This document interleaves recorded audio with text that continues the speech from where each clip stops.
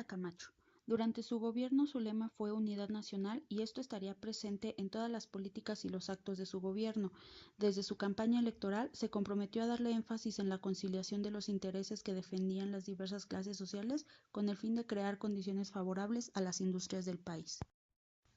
Durante el régimen de Manuel Ávila Camacho se prestó especial atención al fomento de la industria privada y el papel del Estado fue significativo como promotor del desarrollo industrial.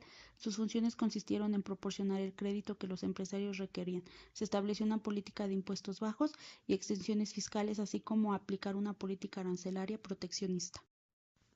Miguel Alemán Valdés. Su inicio a la presidencia se marcó por el civilismo y consiguió la consolidación de la estabilidad política. En cuanto a la política exterior, se caracterizó por la necesidad de inversiones extranjeras y el incremento de los problemas migratorios. A partir de 1948, se dio un aumento en el crecimiento económico gracias a la sustitución de importaciones. Adolfo Ruiz Cortines continuó con la política nacionalista. El rápido crecimiento económico generó que la inflación siguiera aumentando, por lo que planteó el desarrollo estabilizador, deteniendo la inflación y permitiendo que el valor de la moneda se estableciera en 12.50 pesos por dólar. En el 58 enfrentó el conflicto agrario, la huelga magisterial y la huelga de ferrocarrileros. Adolfo López Mateos reafirmó el uso de la doctrina Estrada ante la Revolución cubana, concluyó el conflicto del chamizal con Estados Unidos de forma favorable para México, nacionalizó la industria eléctrica, creó el ISSSTE y la Comisión Nacional de Libros de Texto Gratuitos, disminuyó la inflación y alcanzó tasas de crecimiento del 6% anual. Gustavo Díaz Ordaz buscó imprimir un mayor dinamismo a las exportaciones mexicanas y fundó el principio de no intervención, condenó la ocupación estadounidense de la República Dominicana y participó en algunos acuerdos relacionados con los beneficios a países en desarrollo. Uno de los más importantes fue el Tratado de Tlatelolco. Las relaciones entre México y Estados Unidos fueron de mutua condescendencia en otros aspectos. Los estadounidenses no se preocuparon por prestar atención a los esfuerzos del gobierno mexicano para obligar a las compañías subsidiarias de empresas extranjeras a que aceptaran la participación de capital mexicano, y se enmarcó una lucha ideológica a causa del imperialismo estadounidense. En estos sexenios se aprecia la necesidad de cada presidente de fraternizar sus relaciones económicas y políticas con Estados Unidos, de manera que se crearon mecanismos que daban a México una posición económica aparentemente estable y próspera. A pesar de la desigualdad social, México parecía desarrollarse favorablemente en la mayoría de sus aspectos como Estado. José López Portillo impulsó una reforma política para permitir la participación activa de otros partidos en la política nacional. Inició la explotación a gran escala de los pozos petroleros en el Golfo de México, logrando un crecimiento del 9% anual en 1979.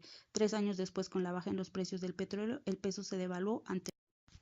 A la llegada de López Portillo a la presidencia, la economía se encontraba en una situación tal de crisis que llegó a considerarse como la más seria desde los tiempos de la posguerra. Ante la gravedad de la situación, anunció que implementaría una política económica a cumplirse en 3 etapas: 2 años para superar la crisis, 2 para estabilizar la economía y 2 para reanudar el crecimiento sobre las bases no inflacionarias.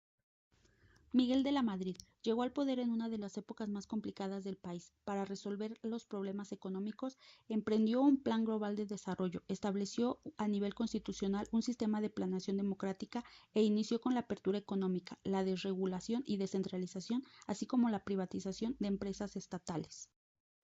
Ante la severa crisis económica se establecieron los pactos de crecimiento económico con los diversos sectores sociales, mediante los cuales el gobierno subsidiaba parte de los precios de los productos básicos. En enero del 86, con aproximadamente 3 años de negociaciones, México logró ser admitido en el GATT, siendo el punto más fuerte de esta administración. Carlos Salinas de Gortari. Durante su sexenio se dieron importantes cambios económicos, entre ellos la firma del Tratado de Libre Comercio de América del Norte, privatización masiva de empresas estatales, incluida la banca, la implementación del Programa Nacional de Solidaridad y el aumento de desigualdad en el país.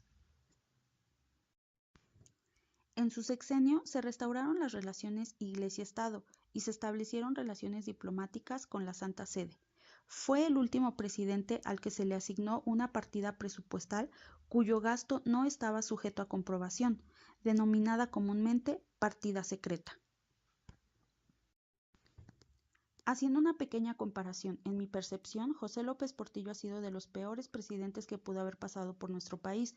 A pesar de haber sostenido que defendería el peso como perro, convirtió a su gobierno en un afán por enriquecerse hasta proporciones exorbitantes. Sus principales características fueron la corrupción, la frivolidad y el favoritismo. Miguel de la Madrid heredó un país en la más completa ruina, sin divisas en la reserva, con inflación y endeudado hasta la máxima expresión y con la industria petrolera rumbo a la quiebra por los bajísimos precios del petróleo de exportación. Enfrentó gravísimos problemas políticos, económicos y sociales que desmoralizaron aún más al presidente. A Salinas de Gortari probablemente se le ha juzgado por las repercusiones que su presidencia tuvo y que hasta la fecha sigue afectando al país.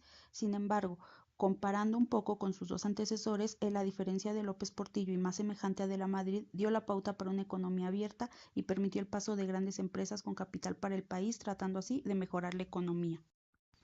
El vínculo más perceptible entre estas 8 presidencias quizás sea la necesidad de llevar al país a niveles de desarrollo muy ambiciosos, de tal modo que en el intento se cometieron errores de índole económica y política que ninguno tuvo a bien y acertadamente resolver, por lo cual, aun con las mejores intenciones de algunos, pudo más la ambición de otros.